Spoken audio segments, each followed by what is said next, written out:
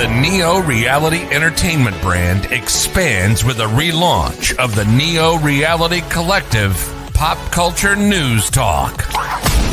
Your host, Eric Brown, gives his insights and thoughts in the ever-expanding news world of comic books, professional wrestling, gaming, TV, and movies. Be sure to donate to the brand and keep up to date with additional content on YouTube channels such as Neo Reality Entertainment, NRE The Wrestleverse, and NRE Pop Culture Omniverse.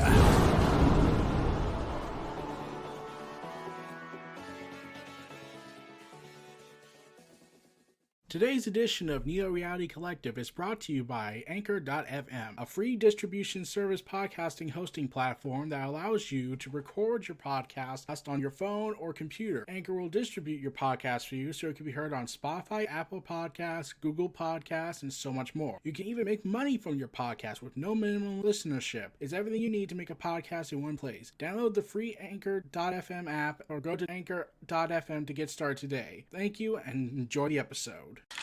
Welcome everyone, we're back with the 12th edition of Neo Reality Collective.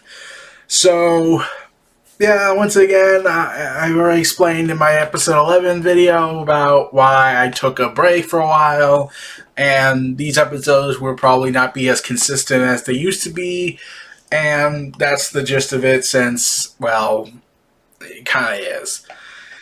So, this week, we had heard that Sadie Gibbs has decided to retire from the wrestling industry. Sadie Gibbs is walking away from wrestling. Gibbs took to Instagram on April 26th to announce she is retiring. Gibbs said, "It's been a confusing year and a half, but she has to walk away, focus her energy and intentions on the next chapter." Saying in an Instagram post saying this, "I'm retiring. Hope you can watch this minute show reel of all the best moments. Show your love and support in this comments below. Letting go is never easy, but it's necessary. It's been a really confusing year and a half for me, but I've always been good at following my instincts, letting go, having nothing but grace in the path ahead of me.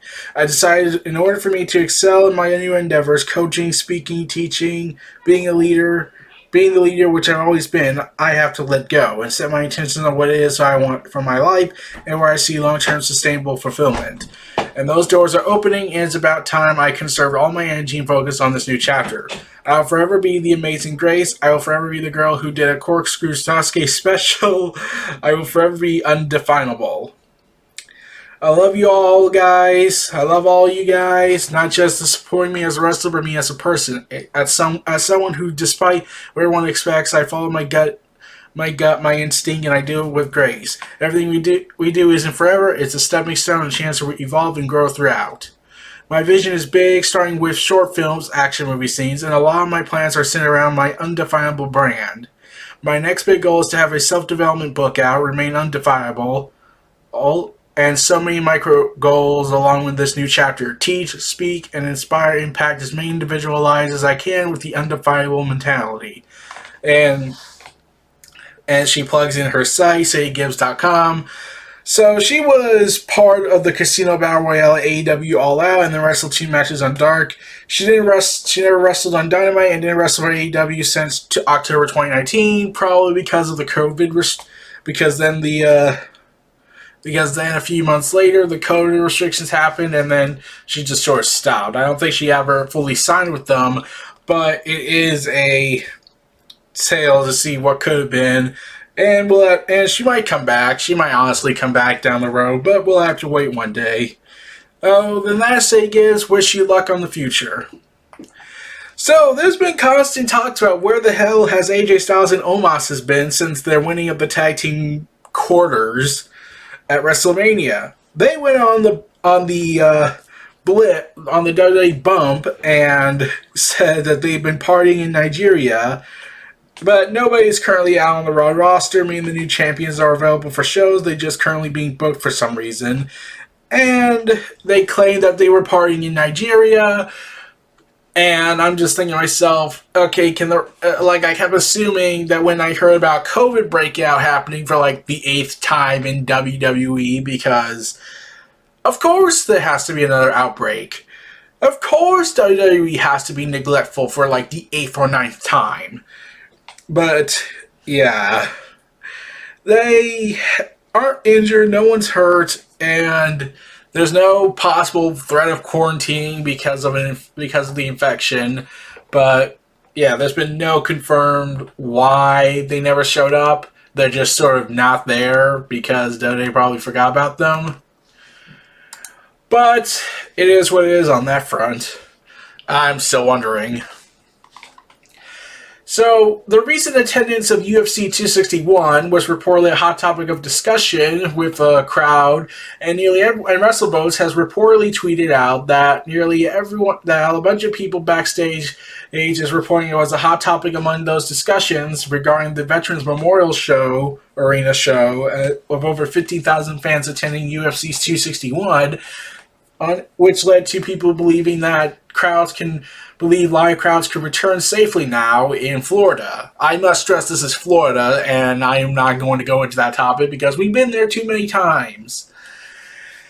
And yeah, this ultimately depends on if they can get a permit and whatnot in their agreement. And I'm pretty sure with their endless monies, they can convince the leader of Florida to do it. Considering what else he put out in law, such as driving cars through protesters so they could get civil immunity, is clearly right for leadership. Meanwhile, Vice TV confirms topics for Season 3 of Dark Side of the Ring. Speaking of the wrap, they said that this will be a 14-episode season, and one of the things that will in the first live episodes will cover Brian Pillman, Collision in Korea, Nick Gage, The Ultimate Warrior, Grizzly Smith, and Dynamite Kid. And the second half will air in late summer and cover WWE steroid trials, the FMW promotion, Luna Valcon, and WH Plane Ride from Hell, Rob Black's XPW promotion, Johnny K9, also known as the Bruiser Bedlam, and Chris Kanyon. Narrated by Chris Jericho, the third season includes interviews with Jake Roberts, Moxley, Mick Foley, DDP, Eric Bischoff, Jim Ross, Jim Cornette, David Arquette, Inoki, I'm pretty sure I butchered that, Rob Van Dam, Terry Funk, and the former wife of Ultimate Warrior, Sarah Warrior. Damn it. And yeah, this is Season 3 will begin airing on May 6th. Thursday, 2021, with opening with a 2-hour episode focusing on Brian Pillman. So get excited from that, everybody. Oh god, prepare to be horribly depressed. Speaking of some questionable things, WWE's former composer, Jim Johnson, who was fired because of ignorant reasons. So, yeah. Jim Johnson has reportedly claimed that he hasn't heard from AEW despite his departure. Oh, man.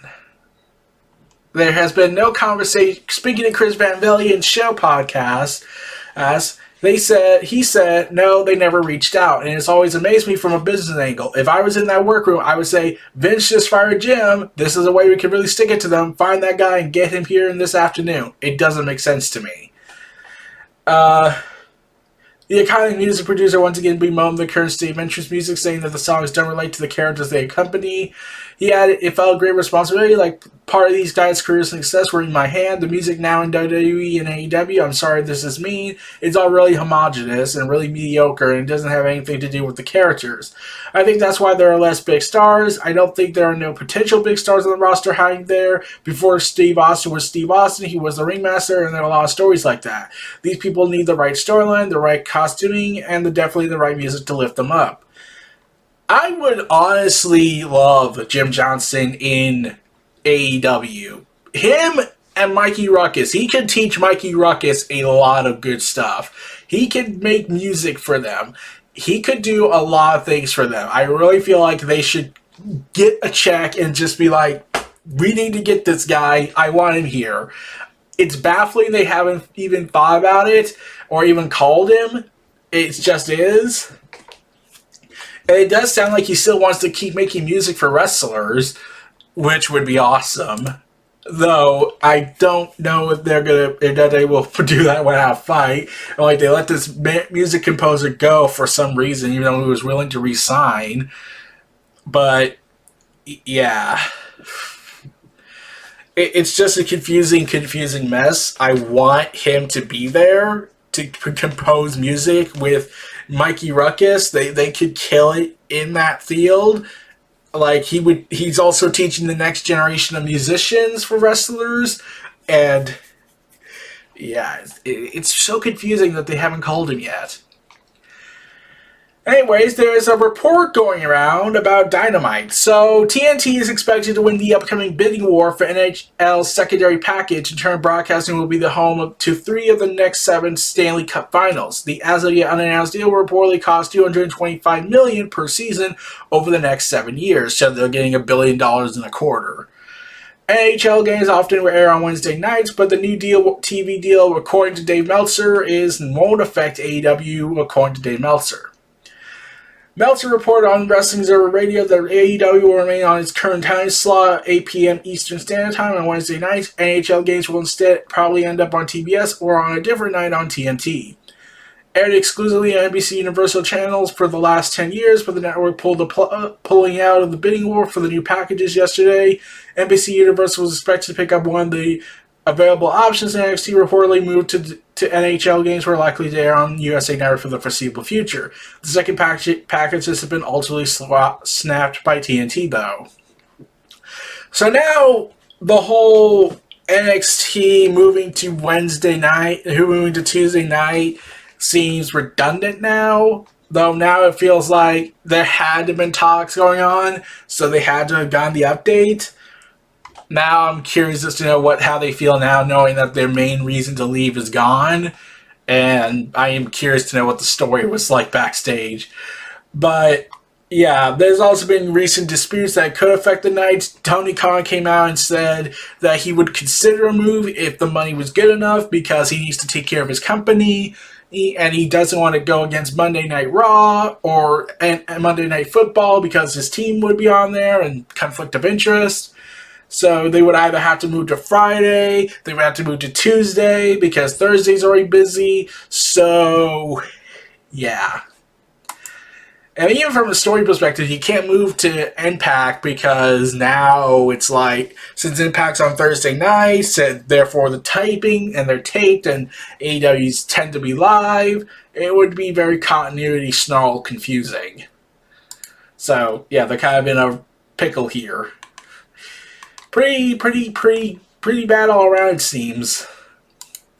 So, Xbox Series X reportedly picks up another big exclusive game. They've already picked up another exclusive, though this won't surprise many fans. Both the Series X and S don't have true exclusives because Xbox Game Studios also released their products on PC. However, there are plenty of console exclusives, or in other words, games that don't come to PS and Nintendo. That said, it sounds like the upcoming Starfield will be added to this list. When Starfield was announced, Bethesda didn't announce plans, but the expectation would be multi-platform. The former hasn't changed, but the latter has due to acquisitions from Microsoft. However, both Microsoft and Bethesda haven't said a word about the platforms of Starfield, whether or not it's coming to PS4 or 5, or both. While the pair are refraining frustratingly quiet on the subject, Xbox insider Rand Althor isn't. According to the insider, Starfield is an Xbox exclusive, and he's very confident in this. Adding to this, that they know Xbox is aiming to have the game out this holiday, though it sounds like it's very much up in the air. Said Grubb, saying, "Hey, I've been told by very reliable people that Starfield was 100% an Xbox exclusive. I even make bets about it. I don't bet unless I know I'm willing to bet. So I'm really, really confident that Starfield is only releasing on Xbox when it does. And I've been told as well as that Microsoft is trying the hardest to get the game out this holiday. They really want Starfield out this holiday." So that was where the report ends. We might be seeing more details in the next coming months or E3, depending on those who are still there, because people are bailing out, especially with COVID and everything still being a pain in the ass. So we'll have to check down the road and hope for the best. Meanwhile, those who play NetherRealm Studios games like Mortal Kombat and DC's Injustice will be looking forward to hearing about the new Marvel game they're reportedly working on. They're reportedly working on a new Marvel fighting game, which would be the first proper Marvel fighting game since Capcom vs. Marvel Infinite in 2021. Many are expecting NRS to reveal in releasing Injustice 3. This may still happen, but it sounds Injustice may continue to stay on ice in favor of making a Marvel fighting game. Unfortunately, the new report, which comes in the way of Daniel Richmond, according to the article, is light on details, but he claims that the game is already in production for next-gen consoles, which is to say PS5, Xbox Series X, S, and most likely a PC version, but it sounds like PS4 and Xbox One users will miss out. For the Injustice game, unknown. It largely depends on how far along this game is in development. If it's been in development for a while, then it could very well be the studio's next big game. However, if it's just in early stages, then Injustice 3 will probably come first. And of course, while unlikely, it's possible both will be merged into a Marvel DC fighting game. As much as we would love to see that, Marvel and DC would have to go and approve of it, and you know how they like to be, how their executives like to be. Even though we had Jim Lee show up on Marvel and Donny Cates bringing up the DC universe, like, it looks like there's something going on behind the scenes that was supposed to be teased for Doomsday Clock about the Secret Crisis, though there's been no reference since that year happened, and yeah, we'll have to see. Meanwhile, Disney Plus MCU series Ironheart has reportedly found its head writer. And Marvel continues to expand the universe. Variety reports that the studio has tapped Shanaka Hodge to serve as head writer for the upcoming Ironheart series, following the character Riri Williams, who was created by Marvel Comics in 2015. Williams is a genius inventor who creates the most advanced suit of armor since Tony Stark's Iron Man. Dominique Thorne will star in the series. Hodge's previous television credit includes Apple's reboot of The Amazing Stories, TNT's adaptation of Snowpiercer, starring David Diggs. She and Diggs were founding members of the hip-hop collective The Get Back. She also published 2 books of poetry for girls with hips, collected poems and writings, and dated MCs, as well as several plays. With her with Hodge joining the project, Ironheart becomes the latest several Marvel Disney Plus series being developed by women of color. Most Marvel will premiere on the streamer service sometime in later 2021. And Bisha K. Ali serves as series creator and newcomer Iman Velian. I'm butchering these names. I am so sorry. Kamala Khan. On the NRC's first Muslim superhero, additionally a She-Hulk series starring, I can't pronounce these names, with Tim Roth set to reprise his role as the Abomination. Jessica Gao will serve as showrunner. Though Marvel has big plans for Disney Plus in the future, the studio has only just begun releasing their series on platforms, with both the WandaVision, Falcon, and Winter Soldier and Loki set to premiere the first of 6 episodes on June 11th. Hawkeye will also return in a Disney Plus series later this year. So get ready for that exciting insanity. It's just insane that we've gotten this far with their streaming platforms. It's just so insane, isn't it? How much content we're going to get this year, and Disney Plus is going to expand like the Mongolian Empire. But we get more closer to a real-life cyberpunk as award-winning bionic eye tech brings us one step closer. Bioelectronics company Pixium Vision SA has announced that it has received the Health Tech Award for 2020 for its Biotic Vision system. This futuristic system, which won the award for Best Product Deal category, is designed to give blind people the ability to see and was recognized as the winner of the Mad Tech Forum 2021, which recognizes the most promising game changers developing emerging technologies for healthcare in Europe. According to press release, we are tremendously proud to receive the Health Tech Award 2020 for groundbreaking work being carried with the Prima system, Pixium Vision CEO Leonard Diamond said. The Prima system has demonstrated its potential to make a significant improvement in quality of life for patients with dry AMD, and this award recognizes its capacity to improve vision. Oh, we're going to go into cyberpunk. Man, that's going to be a thing. Get ready, everybody. We're already hearing that the Earth's axis has been tilting for the last 30-some years, so we're probably already screwed. So, smoke them if you got them. So, a new DC Black Label imprint coming out. The Suicide Squad and Red Hood are targeting Joker for the execution. So, The article reads, he may not have superpowers, but Joker has racked up quite the body count over the years. Now Amanda Waller is determined to do what Batman won't, end the Joker's reign of madness once and for all. That is the premise of Suicide Squad, Get Joker, a new prestige format limited series written by Brian Azzarello and drawn by Alex Maleev, who done Daredevil in the upcoming Checkmate series. The series also features colorist Matthew Halderson, with Maleev and John Schwartz handling cover art. George Fornes, Get Joker looks to be taking a very Gotham-focused approach to Suicide Squad. Not only will Bat villains and anti-hero Harley Quinn and Firefly be among the incarcerated criminals tasked with bringing down the Clan Prince of Crime, Wall is also drawing on the Joker battling expertise of Red Hood. Years after nearly meeting his end at the Joker's hands, Jason Todd is given the chance to sell the score. So, yeah, while it has no taking place in current continuity, I mean, like, barely. Like, this is the Everything is Canon initiative, so this does kind of, yeah. Bad. That's the thing. Also, someone managed to buy one of Google's domain names for $3. A web developer in Argentina managed to buy one of Google's official domain names for less than $3 while the site was down last week. As reported by BBC, it purchased google.com.ar legally after discovering the domain was temporarily down via WhatsApp messages from friends. Using the Network Information Center Argentina website to purchase the domain, where it was up for sale for a brief amount of time, the domain cost the equivalent of $3 or $2.90. The web developer clearly didn't expect the purchase to go through, saying, I want to make it clear that I never had any bad intentions. I just tried to buy the NI, and the NIC allowed it.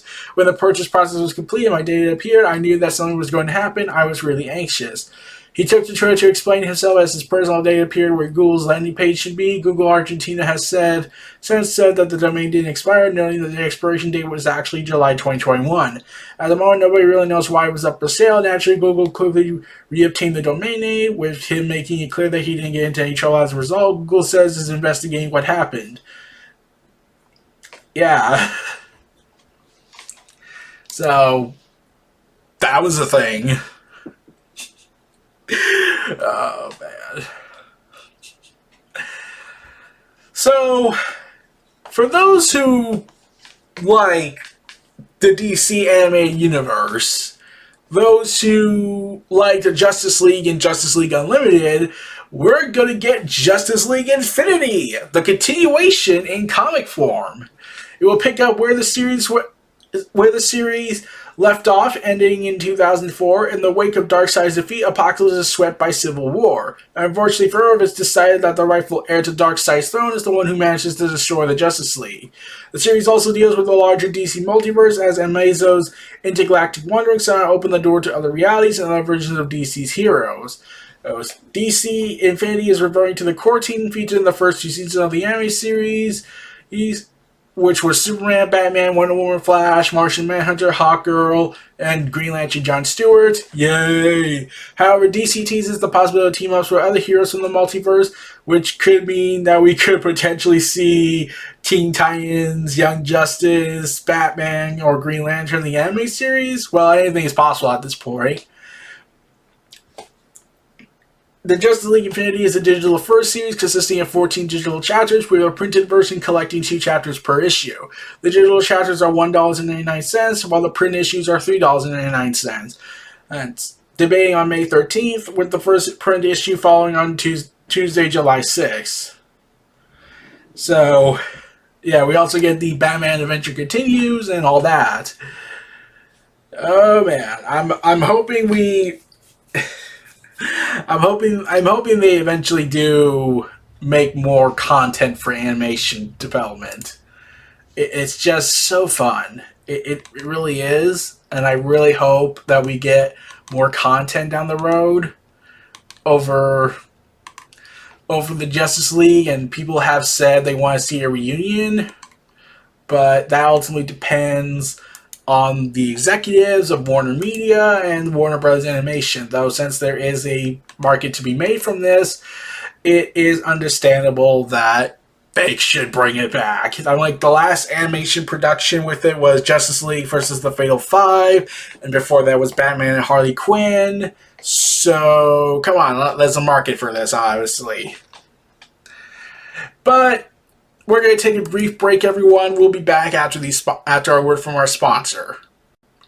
We're back, everyone. PlayStation Now. Remember that streaming service that no one actually remembers, I think? Yeah, I honestly forgot that was a thing. They will now finally add 1080p. Wait, what? You mean to tell me it didn't have... It didn't have 1080p? It didn't have HD? And still PS4, 3, and 2 are currently available.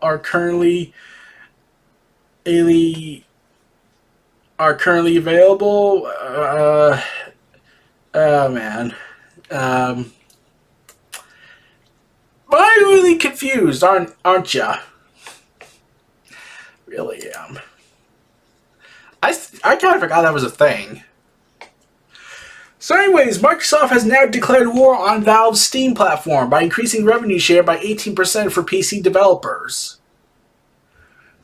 So, Microsoft has announced that it will increase the amount of revenue share that developers receive for the sales on PC games on the Microsoft Store, revealed as part of the new post on Xbox Wire.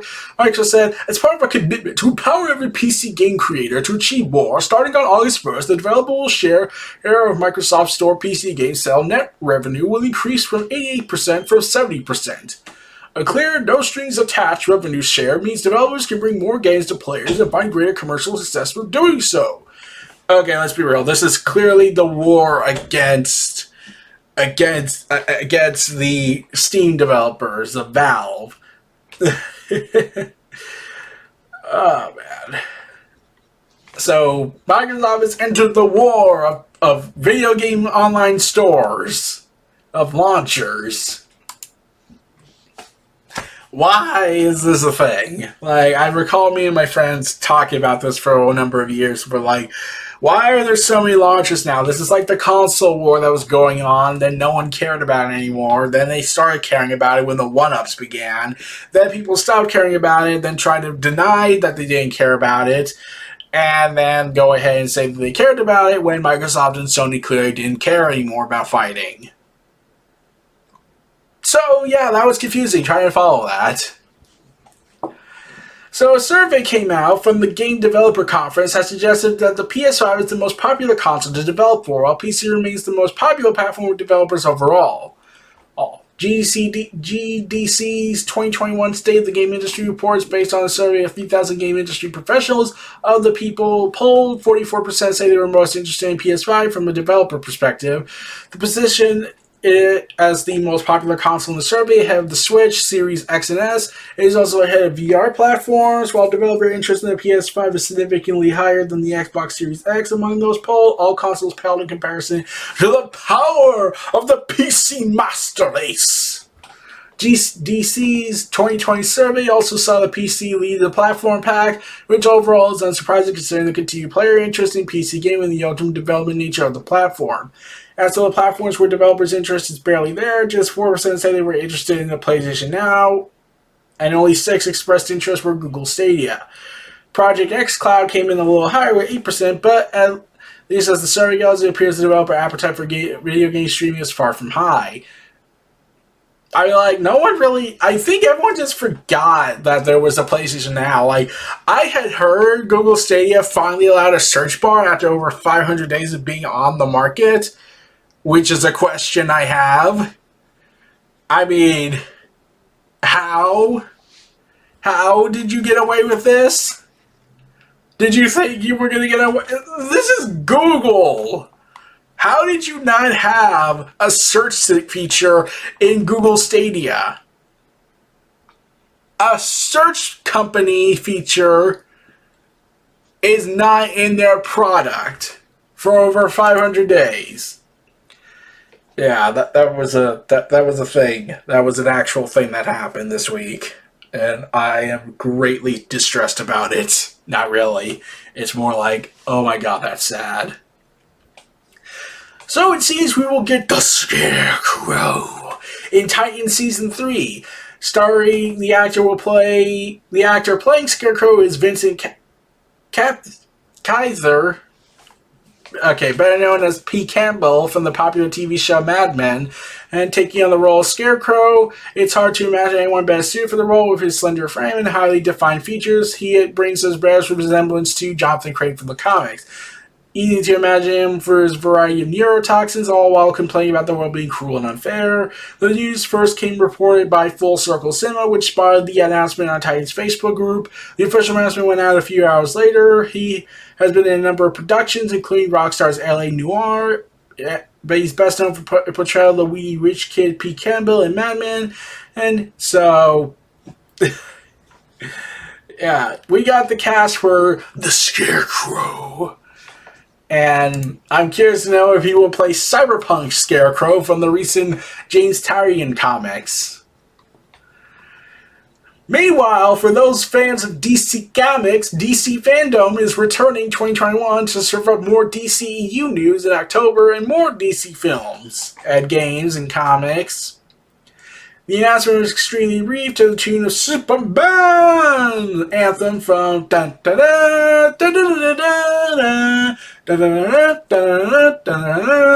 and whatnot. So it is set to launch in 2021 as part of October 16th with a full coverage by many publicists and everything. Along with update, there will be play apart from Batman. We can expect to hear Black Adam, Flash, Aquaman 2, and whatever else DC has in store for 2022, along with the comics, the movie, the games, all the insanity that will be leaving everyone in their wake. But I must bring sad news to the world. This week, Shinsuke Kikichi, the Dragon Ball music composer, has tragically passed away at age 89.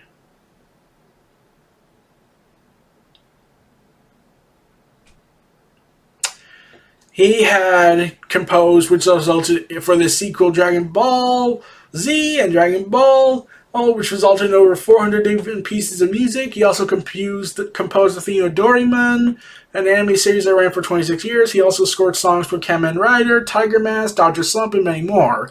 Among numerous honors, he also was nominated for the Japan Academy Prize in 1983 for his work on the Gate of Youth and To Trap a Kidnapper. He went on to receive an award of merit at the 2013 Tokyo Anime Awards, and later became the recipient of the prestigious Lifetime Achievement Award at the 57 Japan Records Awards in 2015. So, all those songs are now his legacy. It's a sad day, I know. Yeah.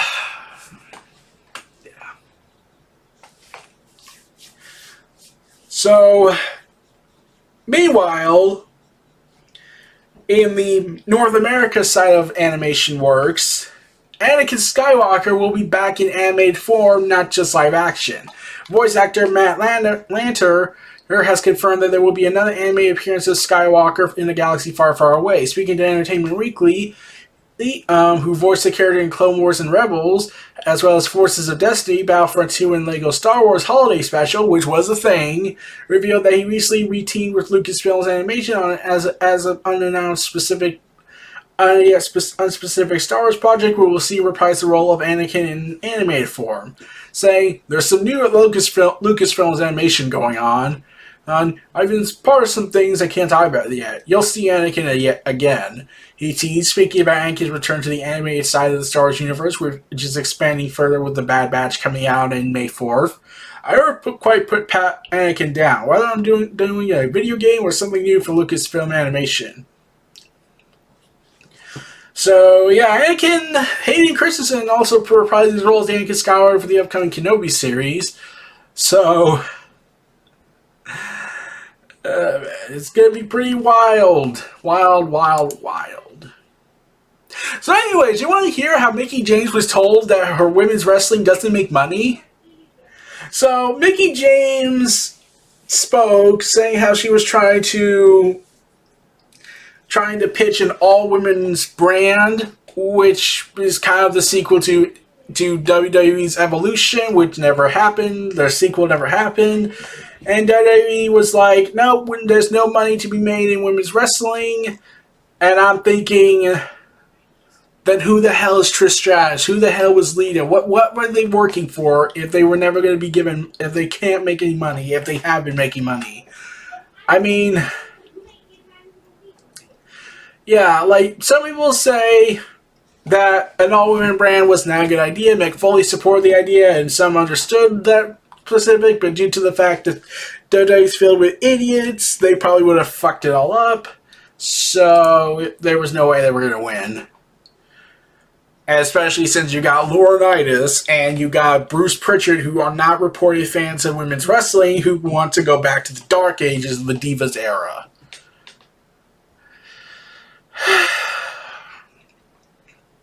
Anyways, Nick Khan has been making a bunch of changes, and one of these biggest changes has been Jason Jordan named WWE's new lead producer of the change. The former tag team champion has been given the lead producer position. Jordan takes over the role from John Laurinaitis and will now oversee all WWE producers across TV and pay-per-view tapings for all brands.